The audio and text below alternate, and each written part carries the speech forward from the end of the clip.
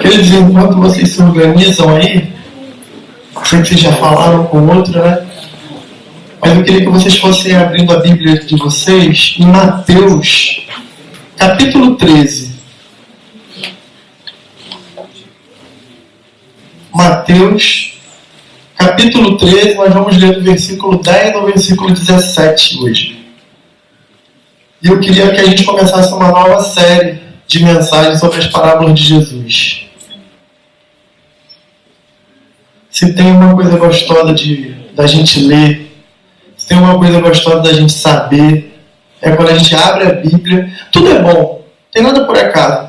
Mas quando a gente abre a Bíblia e vê as palavras do nosso Mestre, as palavras de Jesus, a pregação de Jesus, é muito gostoso. Porque a gente está bebendo direto da fonte da água da vida, né? E as parábolas é assim. É Jesus na sua informalidade, na sua casualidade, observando a nossa vida e falando sobre a nossa vida com o poder transformador da palavra. E a maneira que Jesus encontrou foi falar através de atividades práticas, chamadas parábola. Em Mateus 13, versículo 10 a 17, na NVI aqui, que eu vou ler, está escrito assim, ó. Os discípulos se aproximaram dele e perguntaram: por que falas ao povo por parábolas? E ele respondeu: a vocês foi dado o conhecimento dos mistérios do reino dos céus, mas a eles não. A quem tem será dado, e este a terá em grande quantidade. De quem não tem, até o que tem lhe será tirado. Por essa razão lhes falo por parábolas. Porque vendo, eles não veem, e ouvindo, não ouvem nem entendem. Neles se cumpre a profecia de Isaías. Ainda que estejam sempre ouvindo, nunca entenderão, e ainda que estejam sempre vendo, jamais perceberão. Pois o coração deste povo se tornou insensível, de má vontade. Ouviram com seus ouvidos e fecharam os seus olhos. Se assim não fosse, poderiam ver com os olhos, ouvir com os ouvidos, entender com o coração e se converter. E eu os curaria. Mas felizes são os olhos de vocês, porque veem, e os ouvidos de vocês, porque ouvem. Pois eu digo a verdade, muitos profetas e justos desejaram ver o que vocês estão vendo, mas não viram. E ouvir o que vocês estão ouvindo, mas não ouviram. Amém? É muito objetivo. Tipo assim, fechou? Gente, vamos agradecer ao Senhor, fui embora. Porque quando Jesus fala, não cabe interpretação. Obrigado, Cadu. Quando Jesus fala, não cabe interpretação. Quando Jesus fala, não tem que se questionar. A gente pode conversar, a gente pode bater um papo, a gente pode pensar o que Jesus está falando com essa profundidade. Ele está falando com o discípulo dele. Percebeu isso? Então a primeira coisa que a gente já pode pensar assim: nossa, Jesus ele foi questionado. Alguém chega para ele, os discípulos, e fala: me diga aqui, por que você está escolhendo falar por parábola? Não entendo. A resposta de Jesus é objetiva. Ele fala: por isso, isso e isso. Só que ele dá para a gente uma profundidade muito grande do conceito, da metodologia que ele está pregando. E a metodologia dele não é sistemática, teológica, expositiva. A metodologia dele é prática, é vida na vida. Ele vai observando e ele vai falando. Por quê? Porque ele está dizendo assim: tem um monte de profeta que falava sobre a vinda do Messias, mas eles não viram o Messias. Tem um monte de gente que queria ter a oportunidade de ter esse bate-papo que a gente está tendo aqui. Ele falou com os discípulos, mas não tiveram. Mas vocês são felizados porque vocês não somente tiveram a oportunidade agora, mas vocês estão fazendo a aplicação disso. Isso é a parábola. Agora, um conceito que eu acho que vale a pena a gente comentar aqui é que a parábola, ela é na verdade, a palavra originária vem do hebraico machal. Só para você ter uma ideia, né, de como surgiu essa história da parábola. Não foi Jesus que inventou parábolas. Ele escolheu falar por parábolas. Mas, na verdade, os hebreus eles já tinham essa aplicação chamada machal, que dependendo do contexto, por exemplo, Salomão já usou isso em Provérbio. Quando ele começa a falar com sabedoria, ele cria uma história. Ele fala que tem 2 casas e tem 2 mulheres, por exemplo. E ele fala que uma mulher brigava com a outra. E aí, uma mulher resolve morar numa casa onde, no alto, né, para ela ser mais vista. Ele chama essa mulher de insensatez. E ele fala que uma outra mulher construiu uma casa e ela ficava na dela, na rua normal, na parte mais alta da cidade, mas não na colina. Ele chama de sabedoria. Mas não é para hoje. Quando ele faz isso, ele está pegando uma situação prática para falar para a juventude daquela época sobre o que eles deveriam escolher. Insensatez ou sabedoria. E ele dá a consequência da insensatez e as consequências da sabedoria. Então o judeu já usava isso. Só que numa distinção de figura de linguagem, né, de como a gente vai aplicar, o legal da parábola é que ela coloca você dentro da situação em que você está vivendo. Vai lá em Mateus 13, 10, por exemplo, que a gente acabou de ler, só para você acompanhar enquanto eu vou falando. A primeira coisa que é legal a gente observar é que no versículo 10 do capítulo 13, a gente tem o seguinte: os discípulos perguntaram a Jesus o porquê. Nessa série de mensagens, nós vamos trazer algumas parábolas semana que vem em diante. Mas antes da gente falar sobre elas e aplicar para a nossa vida, a primeira pergunta é: por que Jesus ensinava por parábolas? Foi a pergunta que os discípulos fizeram, não é? Então eu queria te desafiar o seguinte: se coloca no lugar dos discípulos. Perguntar não ofende. Eles estavam perguntando. Então vamos nos colocar nesse grupo. Somos discípulos de Jesus, sim ou não? Sim. Então a gente tem o direito de perguntar: pastor, por que você pregou desse jeito? Por que você prega daquele jeito? E aí a gente vai ter um bate-papo. E a primeira coisa que a gente pode ver é que os objetivos da machal, ou seja, de quando o judeu ele empregava isso, tinha 2 objetivos. Teológico mesmo, para a gente ver. O primeiro era ilustrar a verdade para aqueles que estavam dispostos a receber. Por exemplo, quando ele empregava uma figura de linguagem, não ia fazer sentido para quem não estava naquele contexto. O semeador saiu a semear. Algumas sementes ficaram pelo caminho. O cara mora em Manhattan. Nasceu em Nova York. Para ele, semente é Google. Sim ou não? A plantação para ele, se ele teve uma boa formação na escola, ele faz ideia de qual é o processo de semeadura. Não é verdade? Mas ele tem atividade prática? Não. Então é uma coisa distante para ele. Então, teologicamente, a parábola ela tinha que usar a linguagem para aquele público. E Jesus era muito observador. Ele percebia qual era a realidade que estava acontecendo ali e ele trazia para si uma aplicação prática da Bíblia. Só que tinha um segundo objetivo teológico da machal que os hebreus usavam. Eles viviam em guerra. Eles viviam sendo perseguidos. Por exemplo, sabe por que existe o aramaico? Eles não falam aramaico, eles falam hebraico. Mas o aramaico foi criado para que outros povos que conviviam com eles, escravizavam eles não podiam entender o que eles estavam falando. Então ele faz uma variação do hebraico para o aramaico justamente para que as pessoas não entendessem. Porque eles tinham que começar de novo a aprender um outro idioma. Jesus nasce no momento em que Yeshua é aramaico. Então, teologicamente, a parábola tem a segunda vertente, que é o seguinte: quem não tiver interessado em aprender essa sistemática não pode saber. Faz sentido quando você leu ali? Que até o que não tinha seria tirado? Faz sentido? Essa é a parte teológica, que é a parte mais engessada, né? A parte prática. Pastor, quais são os objetivos práticos da parábola? E eu queria dividir com vocês. Vai lá de novo em Mateus 13, 11.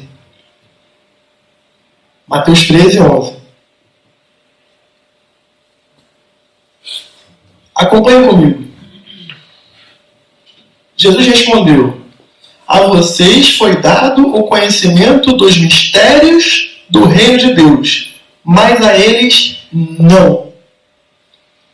Jesus ensinava por parábolas para que a gente saiba que o reino de Deus está disponível para quem quer acessá-lo. Vou repetir. Prático. Ele está dizendo assim, ó. A vocês foi dado conhecimento. E a eles não. E ele prossegue falando. Dos mistérios do reino, né? Ele fala. A parábola, a pregação, a exposição por parábola, ela é importante para que a gente tome uma decisão. Se a gente quer viver o reino de Deus, a gente se imerge no reino de Deus. Se a gente quer acessar coisas espirituais, a gente busca coisas espirituais. Se a gente quer crescer sobre o ensinamento de Jesus, a gente procura ler sobre Jesus. Os nossos diálogos, as nossas falas, os nossos bate-papos incluem Deus. As nossas amizades incluem pessoas que querem a Deus. Pastor, você está falando que a gente só pode ter amizade com quem é cristão? Não estou falando isso. Eu estou dizendo que naturalmente você se associa com pessoas que têm o mesmo objetivo que você, inclusive ruim. O cara é drogado, o tempo todo ele está injetando heroína na veia. Ele vai ter amizade com alguém que é vegano e que não usa nenhum tipo de droga? Não, naturalmente ele vai se chegando. Da mesma forma que viver o reino, é importante se envolver com o reino. A parábola está dizendo assim, para todo mundo que está atento, para todo mundo que está no start de querer mais, ela vai mergulhar no reino. Ela vai ouvir falar do reino. Ela vai ser contagiado com o reino. E ela vai crescer no reino. Amém? Se a chegar a Deus e crer na palavra dele, se a chegar a Deus e crer na palavra dele, é o primeiro passo para a gente viver o reino. Ah, pastor, mas como que eu vou fazer? Eu até tenho acho legal essa ideia do reino de Deus, acho legal essa ideia dos crentes, acho legal essa ideia do cristianismo, mas assim, eu vou na igreja de vez em quando, Thanksgiving, eu estou lá todo Thanksgiving.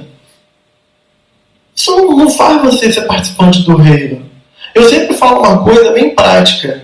Se a gente decidir morar numa garagem, viver numa garagem, estar numa garagem, vai conhecer tudo da garagem, mas isso não transforma a gente num carro. Sim ou não? Da mesma forma que se a gente vem na igreja, fica na igreja, trabalha na igreja, mas a gente não quer conhecer o reino que envolve a igreja, a gente não quer conhecer o rei do reino, não transforma a gente num crente. Não transforma a gente num cristão. Aliás, tem um monte de gente que vem para a igreja por falta de opção. Em Nárnia, na PIB de Nárnia. Aqui em Vancouver não acontece isso não, mas lá no universo paralelo sim. Por quê? Porque às vezes assim, bom, eu não tenho muita opção hoje e tal, vamos lá, vou ver. Não está fazendo sol, não dá para ir para o lago, os parques estão fechados, vou para a igreja.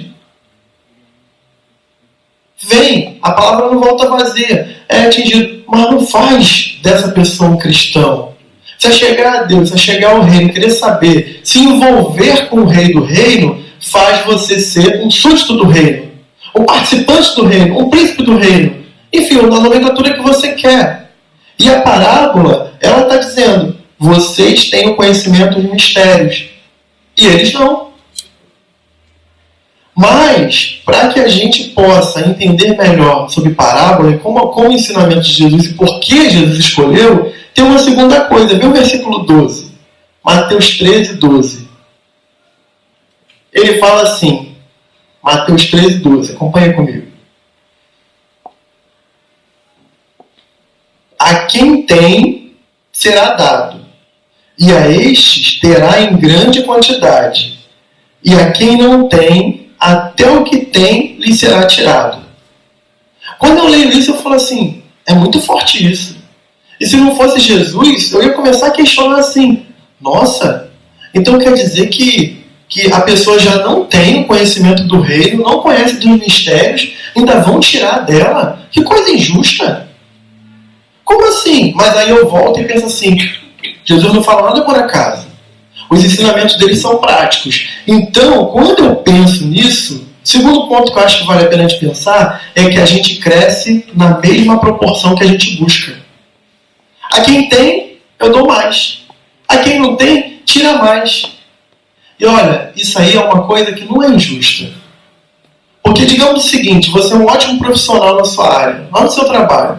Um ótimo profissional. E aí você tem uma visão de crescimento de carreira. Ah, mas eu estudei em Harvard. Eu estudei na UBC, vamos valorizar aqui, né? Estudei na UBC. Não, eu fiz Master Degree de não sei o que lá. Vou pegar de TI, galera, TI estuda muito. De TI. Eu já sei todas as programações. Mas olha só, se o cara ficar com aquele conhecimento ali, um ano depois, estou sendo bondoso, ele está desatualizado. Igual na minha área originária. Eu estudava, eu estou 2 anos aqui e pouco. Se eu for agora começar a advogar com a mesma intensidade que eu advogava 2 anos atrás, um montão de coisa já mudou. Eu fui pedir um mandado de pagamento lá. Mandado de pagamento é quando acabou o processo, tem direito a receber alguma coisa do Estado. E aí eu fui todo felizinho, fui lá no Rio, falei, poxa, eu tenho um dinheirinho para receber, legal. Aí eu fui, dei entrada na petição, e aí, nada, não saía. Aí eu fui reclamar com o juiz. Estava no Rio, falei, vou ter que ir lá. Só ele não foi comigo, eu falei, vou pegar um dia e vou trabalhar lá. Aí fui, tive que botar uma roupinha social, tem que falar com o juiz, tem que estar com a roupa padrão lá, brasileira, né? E aí quando eu cheguei no bebê, eu falei, eu não tô entendendo, eu pedi, eu tenho esse direito aqui. Ela falou assim, ô doutor, a lei já mudou. Aí eu falei, mano, como assim a lei já mudou? Não, quando você fez a petição 2 anos atrás, você podia fazer esse pedido nesse limite. Eu estava renunciando ao valor que eu tinha direito para poder receber agora e não esperar uma fila de 10 anos. Aí ela falou, não, mas o seu limite era esse, agora o limite abaixou para 50%. Para eu conceder a petição, tu tem que renunciar mais a metade. Eu falei, mas não vai sobrar nada para mim. Ela falou, tem 2 opções, espera 2 anos ou recebe esse valor em 60 dias. Eu falei, mas mudou a lei? Ela falou, se eu devia saber. Eu não ia explicar para ela que eu sou pastor, que eu estou no Canadá. Eu falei, me desculpe, I'm so sorry. Quase falei assim. Já no hábito, né? Tipo assim, mas por que eu estou dizendo isso? Porque, na verdade, um advogado, ou um técnico de TI, ou um profissional de TI, ou de qualquer área, ele precisa buscar mais para ele ter mais. E quando a gente se contenta em ficar naquela mesmice, a gente não vai chegar a lugar nenhum. Jesus está falando isso de forma prática. Eu estou trazendo as palavras de Jesus para cá. A quem mais é dado, você recebe mais, porque você vai gerindo. Agora, quem não tem nada. Agora, vamos pegar para a aplicação de verdade do texto. Ele está dizendo o seguinte, esse é o contexto. Tem um monte de romano influenciando a vida de vocês, né? Ele está falando, se coloca no lugar dos discípulos, tá bom? Para acompanhar o raciocínio do pastor de vocês. Jesus está falando assim, o Império Romano é forte, né? O Império Romano, o latim está melhor do que o aramaico. Todo mundo fala latim. Era a época. Era a linguagem oficial. Eles têm vários deuses. Não é? E todo mundo vai para os templos. Até porque, se não for, o soldado está anotando ali. O cara é cidadão romano, mas ele não está chegando junto, não. E aí, por respeito, o povo judeu, para trabalhar e pagar mais imposto, eles têm direito de ter alguns sacerdotes com muitas restrições. O que acontece? Ele está dizendo assim, vai ter gente que não vai querer servir a Yahvé. Vai ter gente que não vai querer se achegar ao fruto do Espírito. Vai ter gente que vai se contentar com essa rotina romana. Essa rotina estrangeira. Deixa eu te falar, se um deles começar a buscar, o Espírito Santo vai encher a vida deles. E eles vão se tornar cada vez mais cheios de Deus. Mas quem não decidir agora nesse tempo não buscar o Senhor, até mesmo a experiência que teve vai sendo recuado. Isso faz sentido para você? Aqui em Vancouver? Vamos trazer mais para a nossa vida. Tem gente que vive de passado. Ah, porque eu lá no Brasil, ou onde eu estava, né? Não necessariamente no Brasil, eu tinha uma experiência com Deus assim, eu tinha um ministério tal, eu fiz grandes coisas para o Senhor e tal, e aquilo foi muito bom. Foi muito bom. Filho, quanto tempo tu está aqui? Quando é que aconteceu isso? A cada dia que passa, você é menos líder. Ah, porque o meu início com o Senhor, eu buscava, eu sentia a presença de Deus, eu orava, dons se manifestavam. Há 15 anos atrás, há 20 anos atrás, há 10, há 7, há 3. E hoje? Não, hoje eu estou por aí no Stanley Park andando de bicicleta. antes de bicicleta no Stanley Park. É lindo. Não vai agora não, tá escorregando. Não estou falando que a gente não possa viver. O que eu estou dizendo é que quando você não busca, quando você não agarra, quando você não vive a presença, a cada dia você vai ter menos. E Jesus está dizendo aqui, ó, olha só, a quem tem grande quantidade. Ó, pastor, eu fiz minha planilha. Quando eu fui morar em Vancouver, eu dei um Google lá. Eu procurei uma igreja. Eu queria servir ao Senhor. Tem que ter Bíblia. Na minha casa, a gente não só ora para a refeição, não. Isso já é obrigação. A gente tem momentos nossos de culto no lar, a gente fala sobre o Senhor. Então agora que eu vim para Vancouver, isso vai ser mais ainda, porque agora que a gente está sozinho, não pode contar com ninguém, é aqui que Deus vai fazer a gente crescer mais ainda no reino. Quando a gente decreta isso na nossa vida, Deus nos leva a lugares altos. O Espírito Santo entra na nossa casa, ele mexe com toda a estrutura que é da nossa vida, e ele faz a gente fluir no Espírito. Agora, não porque eu já fiz A, porque eu já fiz B, porque eu era A, porque eu era B, já fiz muito para o Senhor, sabe o que acontece? A vida vai ficando vazia. A gente vai religiosamente para a igreja, porque no domingo eu sou crente, eu tenho que ir para a igreja, checklist, e a gente se torna um cristão nominal.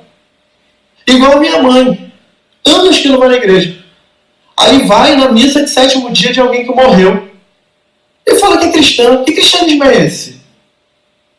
Cristianismo é prática, é vida. Eu busco, eu encontro. Eu não busco, infelizmente, eu fiz essa opção e vou ficando vazio. Tem muita gente vivendo no Canadá, vazio completamente de Deus. Não porque o Senhor os abandonou, mas porque eles viraram as costas para o Senhor.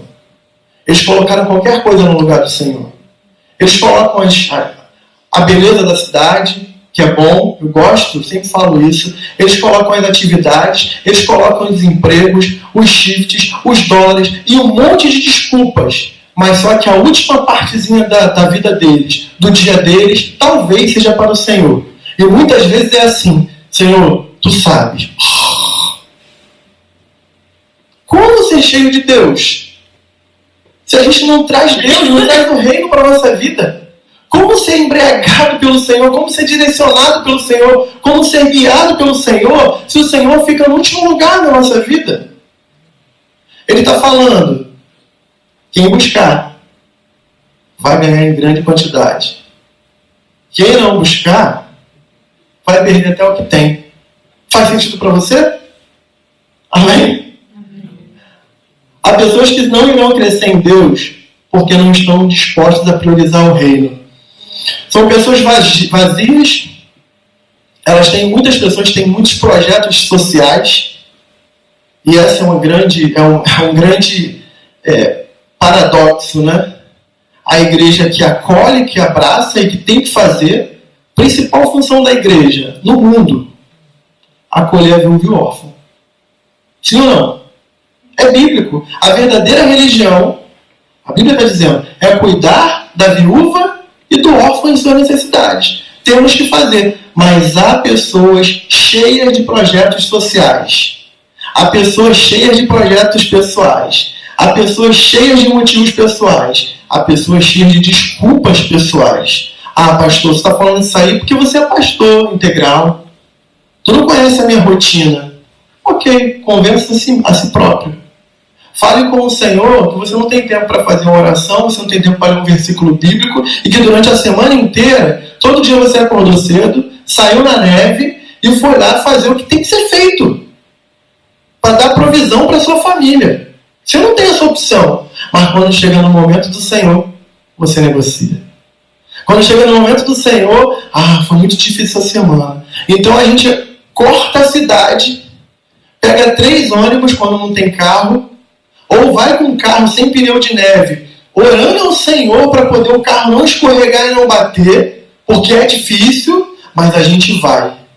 Mas quando chega no momento de parar, fazer uma oração ao Senhor, ler um versículo bíblico, ou ir simplesmente para a casa do Senhor, celebrar, trazer nossos filhos e falar aqui, era importante, segunda, terça, quarta e quinta, o money, o dólar era importante, mas tem algo mais importante, o reino de Deus. Vem cá, filho, aqui, isso aqui faz parte da nossa vida, isso não é negociável. E tem um monte de gente que negocia. Pessoas cheias de desculpas.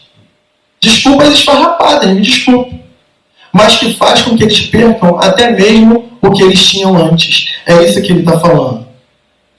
Eles conseguem vistos, conseguem empregos, compram carros, param de andar de Translink.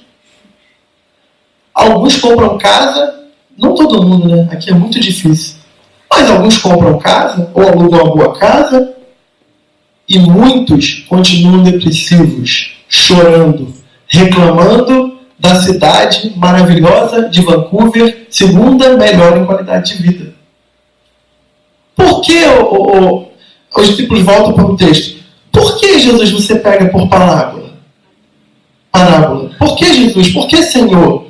Você pega por parábola. Os discípulos perguntaram, a gente está no time, para que você perceba que por trás das suas ações tem um mundo espiritual cercando essas ações e que as suas escolhas vão definir qual é a sua caminhada progressiva no reino de Deus. Mateus 6,33, gente, se quiser acompanhar, não mudou. Olha o que está dizendo lá.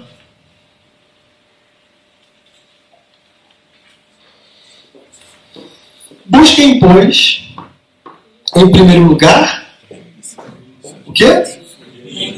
O quê? O quê? E o que vai acontecer? Vamos ler juntos, do início? Mateus 6,33? Vamos lá. Busquem, pois, em primeiro lugar, o reino de Deus e a sua justiça, e todas essas coisas serão acrescentadas a vocês. Do you have a question? Você entendeu? Tem que desenhar. A gente busca o reino. A gente vive o reino. A gente conversa com o rei. A gente se aprofunda no rei. Do reino, Jesus. As outras coisas vão sendo ajustadas. Ah, pastor, então assim, eu vou tirar um tempo religiosamente, vou estar aqui, vou rezar, vou orar e tal, e as coisas vão acontecer, vai ser positivo. Não. Não é isso que está sendo falado, não. A gente busca o reino de Deus e a sua justiça. As demais coisas vão sendo acrescentadas porque vão sendo ajustadas. Algumas coisas vão ser tiradas da minha vida e da sua vida. E outras coisas vão ser colocadas. E quando a gente está buscando o Senhor, a gente não vai duvidar das coisas que vão dar errado. As portas fechadas não vai ser um problema para a gente. Porque a gente está buscando em primeiro lugar o reino. Amém? Mas uma outra coisa que chama atenção na parábola, eu queria que você acompanhasse aí Mateus 13, mesmo texto, tá, gente? Versículos 13 a 15. Olha o que diz aí, ó. Mateus 13 a 15. Por essa razão, ele está falando, é por causa disso que eu falo a vocês por parábola. Porque vendo, eles não veem, e ouvindo, não ouvem nem entendem.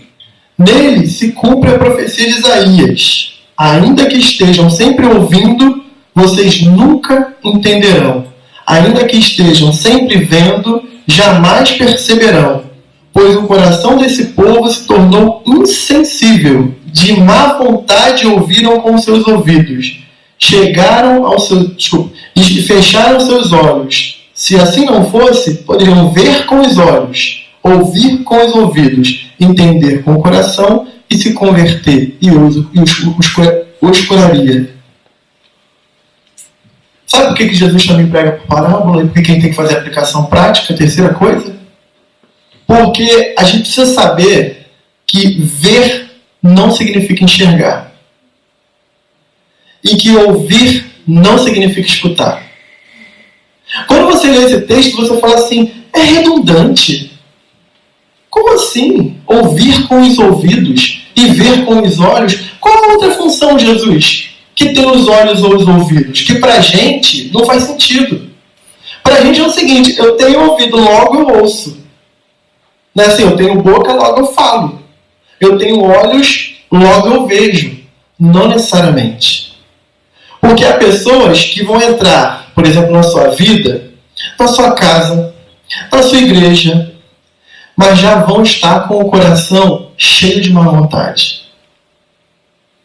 Como assim, pastor? Volta e lê o texto de novo. Ele cita Isaías, ele fala assim, o coração dele está cheio de má vontade. Jesus pega uma parábola pelo seguinte, tem um grupo que vai querer ouvir o que eu estou falando. E essa galera que está querendo ouvir o que eu estou falando, eles vão aprender de mim. E eles vão conectar a linguagem do céu. A gente está falando isso para os discípulos. E quando eles conectarem, vai fazer todo sentido para ele. Mas tem um outro grupo que eles vão vir. Eles vão se assentar nessas cadeiras. No caso dele é no Monte das Oliveiras.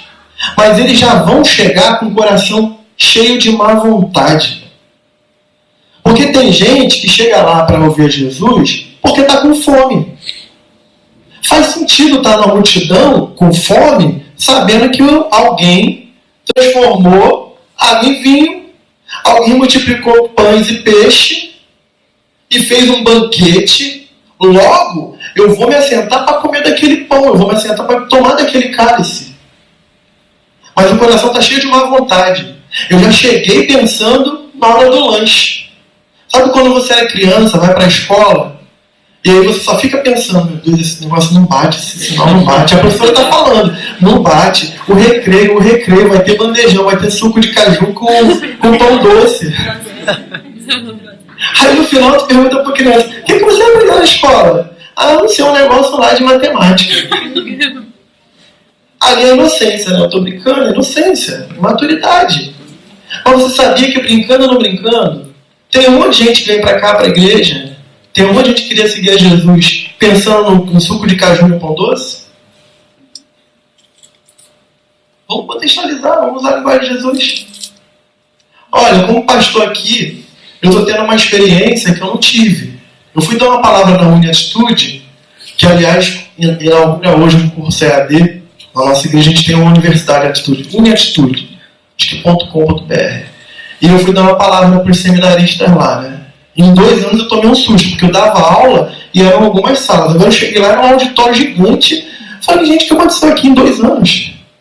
Mas uma palavra que eu dei para eles foi sobre o que você vai pregar quando você for enviado para um país que você não precisa mais orar por bala perdida. Primeiro tópico.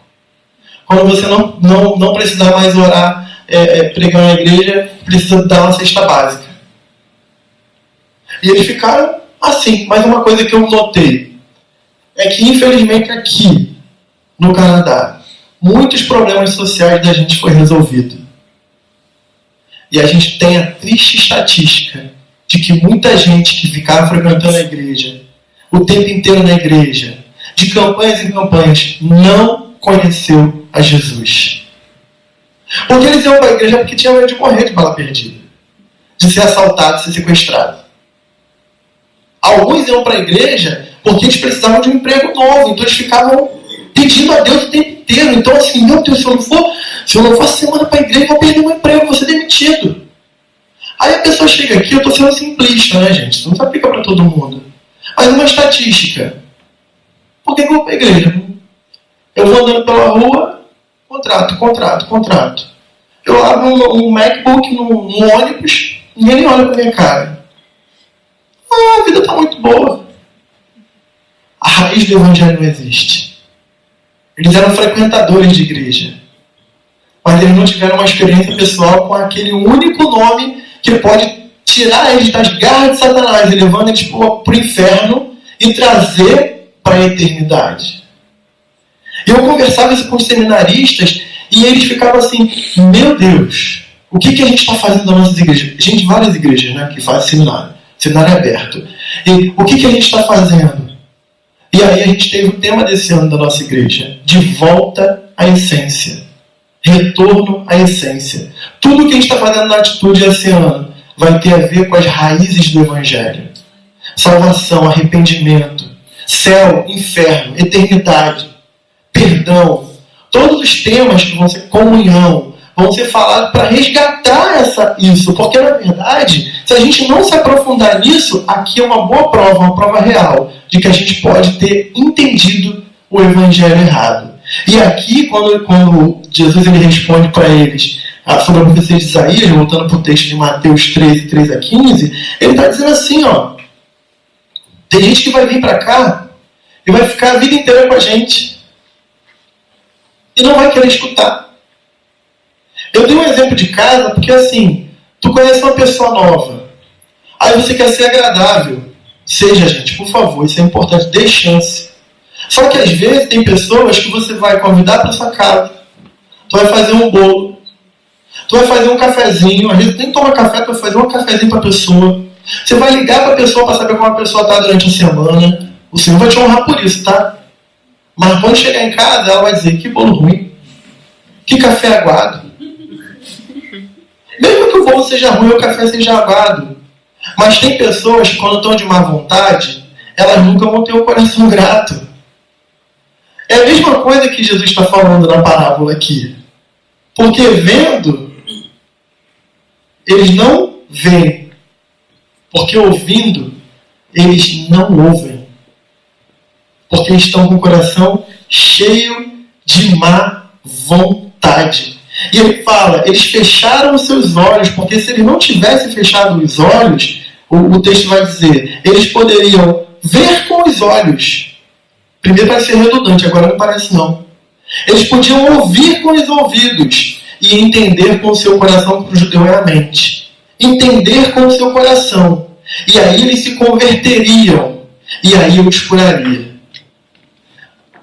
O número de pessoas que frequentam igrejas hoje e que sofrem de depressão é absurdo. Eu não vou colocar na conta da espiritualidade. Tem depressão química. Sabe, pra gente que mora aqui não tomou vitamina D no inverno, irmão, vai começar a entrar na depressão de inverno. É clínico, é obrigação. Todo dia eu vou lá e tomo um copo d'água com centro e com vitamina D3. Às vezes eu esqueço, eu falo, tomei, não tomei. Porque se eu não fizer isso, eu vou ficando triste. E não tem a ver com Deus, não tem a ver com o espiritual, tem a ver com o meu corpo químico. Eu tenho que me cuidar. Eu não estou falando desse tipo. Eu não estou falando de doença. Eu estou dizendo de pessoas que estão ocupando aquele espaço que era do Espírito Santo, do reino, com algo que não é o Espírito Santo e que não é o reino.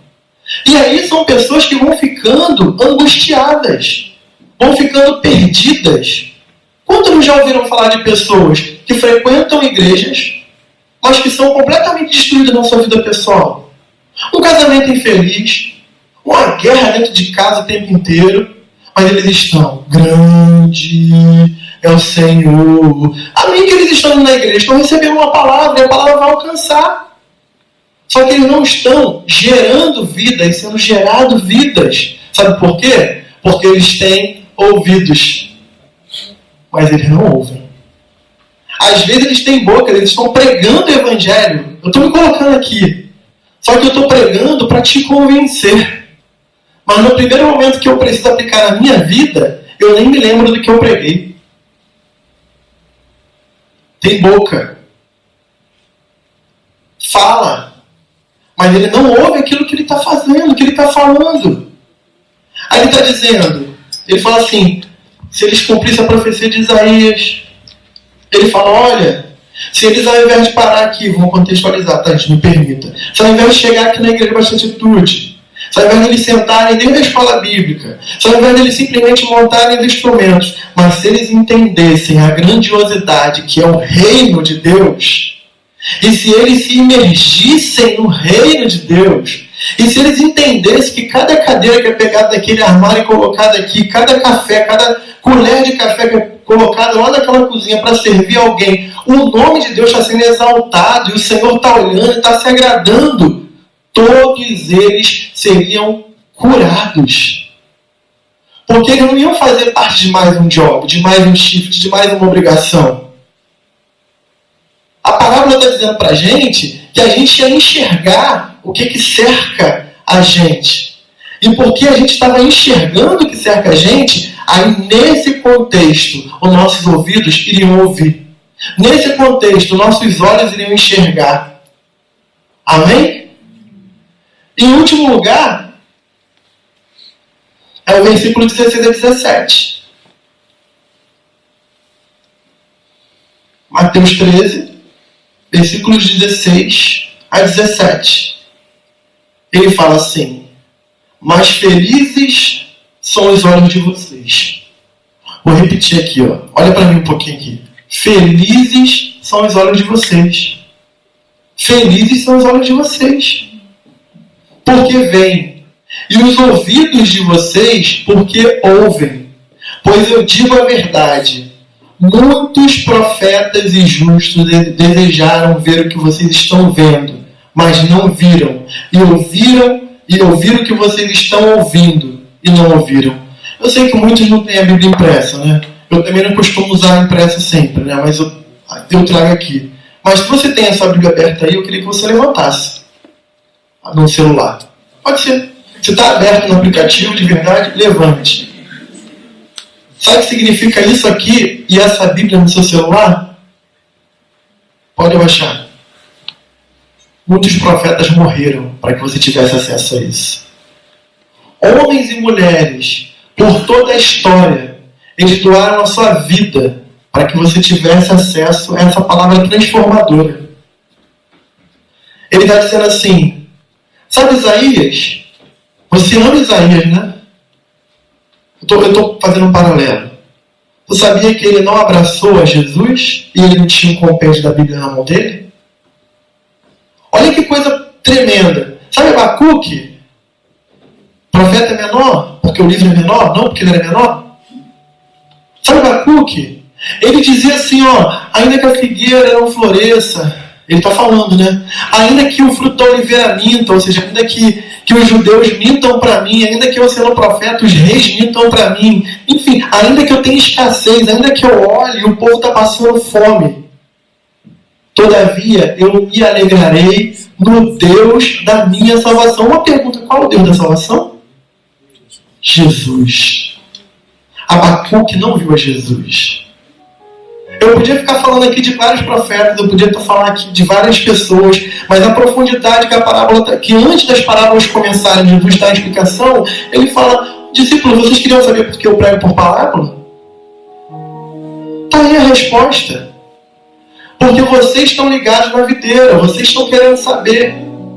Em Vancouver, no Canadá, e não só na Igreja Batista de Jesus, nas igrejas que querem buscar o Senhor, vocês vão encontrar. Vocês vão buscar e vocês vão encontrar. Mas na mesma cidade chamada Vancouver, tem um monte de gente dentro e fora das nossas igrejas que estão até ouvindo, mas não querem escutar. Que estão olhando para nós, estão vendo os milagres que Deus faz na nossa vida. Gente, fala de milagre. Semana passada a gente estava aqui ouvindo alguns deles. O que é um povo que sai da sua casa e larga a sua parentela e vem para cá por motivos diversos, mas que encontra uma família em Deus? Isso é milagre. O que está acontecendo aqui é um milagre. É um milagre. E não é por causa de nós. É porque o Senhor expande o reino com aqueles que o buscam. E eu vou te falar mais. O pastor Max é um missionário. O que Deus vai fazer aqui nesse país, o impacto que o Senhor vai fazer nesse país, através daqueles que estão buscando, dentro desse lugar e fora desse lugar, mas ligados na mesma videira verdadeira que é Cristo. Não há precedente nesse país. Não há precedente. Vidas vão ser transformadas. Pessoas vão ser libertas. No meio da incredulidade, nós já temos visto e vivido isso aqui. No meio da incredulidade, do ateísmo, nós vamos ver pessoas cheias do Espírito Santo. Pessoas que não vão se contentar em ter uma mesmice, uma vidinha certinha, desenhadinha, de ir para o Stanley Park e depois a Dorama comprar potinhos. Que é bom também, eu gosto de comprar potinho na Dorama. As pessoas que vão fazer essas coisas, mas vão encontrar um significado de vida nesse lugar. E quando eles olharem para trás, eles vão ver um legado para a eternidade. Mas a última palavra que a parábola tem dizendo, Jesus ele diz, se eles fizerem desse jeito, serão curados. Os traumas da alma serão curados aos pés de Jesus. Os traumas da existência, as frustrações, muitas vezes de ter largado alguma coisa para trás que era muito importante. Você tem a chance hoje, agora, de manhã, de falar: Senhor, se eu encontrar um propósito no Teu reino, o meu coração vai ser preenchido. E eu não vou ficar me lamentando o que eu deixei para trás. Pelo contrário, eu vou viver o novo do Senhor em todas as áreas da minha vida. E eu vou acordar feliz. E eu vou dormir em paz. Porque o Senhor me mostrou. Porque meus olhos estavam tentando enxergar alguma coisa, mas no fundo, meu coração estava cheio de má vontade. Tem gente que não é feliz em Vancouver, porque o coração está cheio de má vontade. Sério. A pessoa veio para o lugar, o segundo lugar com a melhor qualidade de vida. As estações aqui são certinhas. É o outono, não é sempre igual, não. Igual a frente canta, não. É outono, folhinhas, direitinho. É inverno, é frio, eventualmente neva. É verão, calorzinho, piscina pública, coisa boa. Não é assim? Primavera tem flores, Natal tem um monte de iluminação. Mas a pessoa chega aqui, ela encontra um abrigo, ela encontra um país que é muito transparente no seu processo, ela dá chance, ela sabe, faz você saber. Não, pastor, mas muda eventualmente, mas tem um trilho para você seguir. Ela não é discriminada. Em geral não é, pessoa a pessoa, tem gente ruim em todo lugar, mas o governo não discrimina. Ela encontra uma igreja, olha só, o Senhor abre uma igreja brasileira no Canadá. Para quê? Por brasileiros. Temos um sonho também de impactar com o culto inglês? Temos, eu falei aqui, porque a gente tem que cumprir o ID. Mas quando a pessoa está de má vontade, ela olha e fala: que lugar ruim. Não importa se as estações são definidas ou não, isso aqui é ruim. A pessoa olha uma igreja ou um ambiente que está ali pronto para servir, porque alguém que nem te conhecia enviou recurso lá do Brasil, e ela diz: você não presta não, tá com o Brasil, nunca deu certo. Coração cheio de má vontade, porque não ouviu o cuidado de Deus. E aí se afoga nas suas próprias mágoas, quando poderia viver o melhor tempo da sua vida, porque foi o Senhor que te trouxe aqui. Você crê que o Senhor te trouxe aqui? Você sabe que você não tem o controle por quanto tempo? Você sabe que não é do jeito que você quer? Mas eu tenho uma notícia boa para você. Seja por uma semana, seja por um ano, seja por um mês, seja até que você morra aqui nesse país, se o Senhor te trouxe aqui, você pode se alegrar. Porque Jesus disse que quando Ele falava da aplicação do dia a dia, se a gente estiver disposto a ver e a ouvir, nós seremos curados. Ninguém. Eu não estou fazendo papel de pastor, esses pastores de coaching que fazem a palavra positiva. Eu estou falando da palavra de Deus, porque foi ela que disse: se você buscar, Deus vai te dar com a mesma intensidade que você buscar. Se você não buscar, não coloca na conta de Deus a sua frustração. Porque Ele disse que quem busca tem muito mais, em grande quantidade, e quem não busca até o que tem é tirado. Mas Ele fala: se você fizer uma escolha certa, a sua vida vai ser totalmente curada. Então, em nome de Jesus, feche seus olhos.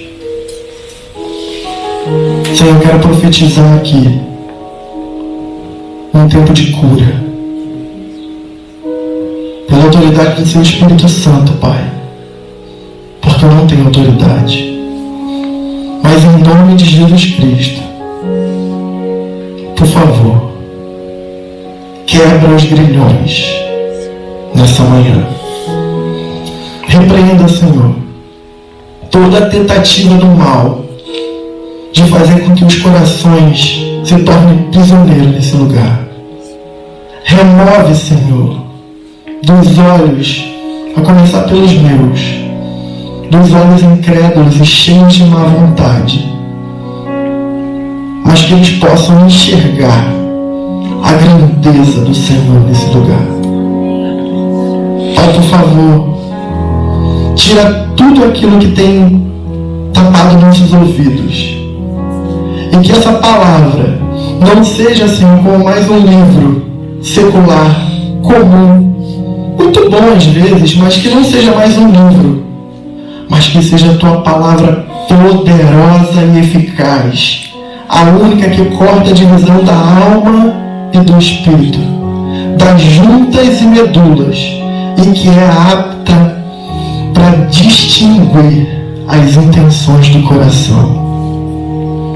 Que a tua palavra possa lavar, que a sua palavra possa regenerar, que a sua palavra possa curar todo aquele que esteja disposto a se achegar aos pés da cruz. Por favor, Senhor, onde tem pensamento suicida, que haja pensamento de vida nesse lugar, em nome de Jesus. Pai, onde tem pensamento de divórcio, que haja um amor como nunca antes houve igual, pelo poder que é no nome de Jesus. Senhor, onde há angústia, tristeza, que o Senhor possa transbordar esse coração de alegria. E Pai, aonde tem guerra, às vezes na batalha da mente, que o Senhor traga justiça e a paz que excede a todo entendimento. Em nome de Jesus. Receba a nossa adoração, Senhor. Receba o nosso louvor, Pai. Pai, por favor, tenha misericórdia de nós. Que nós, como igreja, Senhor, do Senhor, enchamos o nosso coração de esperança, porque nós fomos prometidos ao Senhor. Nós somos uma noiva, Senhor, que está sendo adornada. Eventualmente a gente suja a alma dos nossos vestidos, mas que o Seu Espírito Santo possa nos lavar. Gere em nós, no nosso coração, um anseio pela eternidade, de maneira que a gente seja cheio do Seu Espírito Santo. Senhor, não permita com que nada nesse lugar ocupe o Teu lugar. Que a gente priorize ao Senhor em tudo que a gente fizer. E que a nossa vida, que a nossa casa, que a nossa família, que a nossa comunidade, Senhor, que todas as nações que vivem nesse lugar aqui, nessa cidade tão pequena, mas com tantas nações, possa sentir em nós a paz do Seu Santo Espírito. Nós oramos. Se há alguém aqui nessa manhã que nunca tomou a decisão de se comprometer contigo, não é com a Igreja Batista de Túlio em Vancouver, mas contigo, Pai, que essa seja uma chance deles não somente ter ouvidos, mas ouvido Tua palavra. E ela diz: vinde a mim, todos vocês que estão cansados e sobrecarregados, e eu mesmo, eu, Jesus, darei descanso para as vossas almas. Escreve o nome deles no livro da vida. Se eles quiserem, Pai, se eles fizerem essa oração nessa manhã, se eles pedirem, dá a eles o direito da vida eterna em Cristo Jesus. Nós choramos, nós te agradecemos, e ainda com a nossa oração individual, recebe o louvor que o Lucas vai mais uma vez entoar, e faça dele a nossa oração nessa manhã, com os olhos fechados ainda. Amém.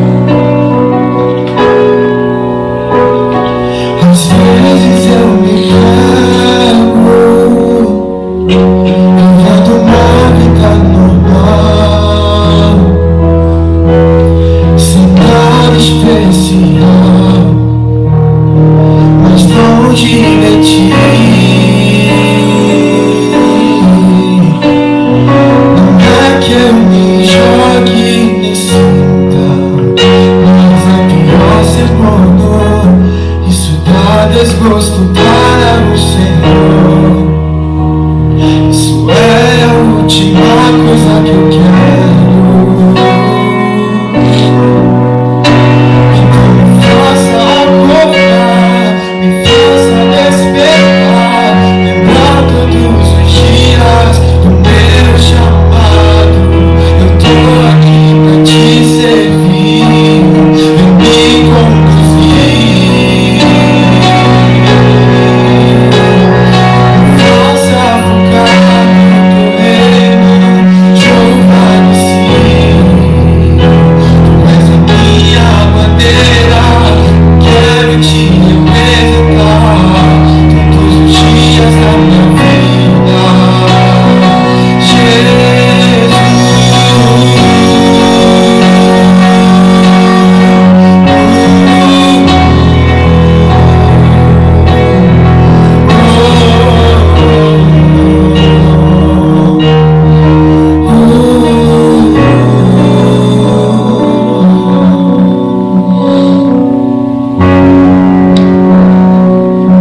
Você pode ficar de pé.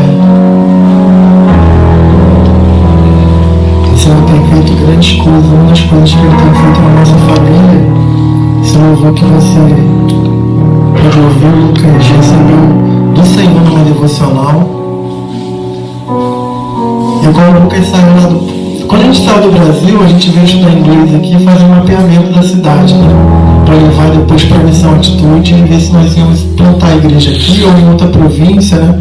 A ideia, a princípio, seria a província de Quebec, que é a mais carente hoje no Canadá. E eu lembro que quando a gente estava ajustando, o Lucas falou: pai, eu preciso fazer alguma coisa nesse período que vocês vão para lá para mapear e estudar inglês.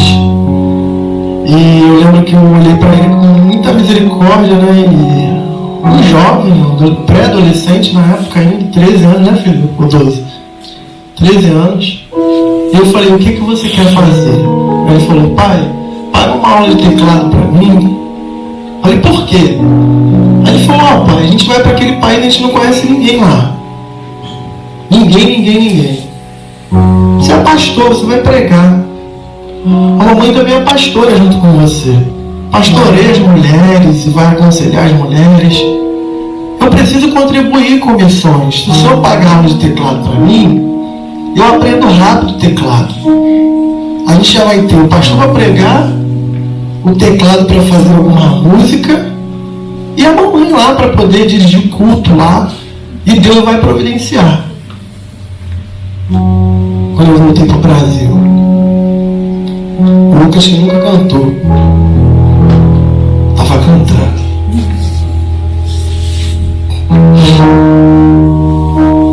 Em 6 meses, o Lucas aprendeu teclado pelo Espírito Santo de Deus. E hoje ele está compondo canções que na nossa casa ministram a nossa vida. Deixa eu te falar o que Deus vai fazer na sua vida e na vida dos seus filhos aqui. Se você entregar tudo para Ele, Ele vai te dar tudo e muito mais. Não é porque a gente dá sorte, é porque a gente busca Deus. Não sei o dia de amanhã, mas eu sei que o Senhor vai cuidar dele.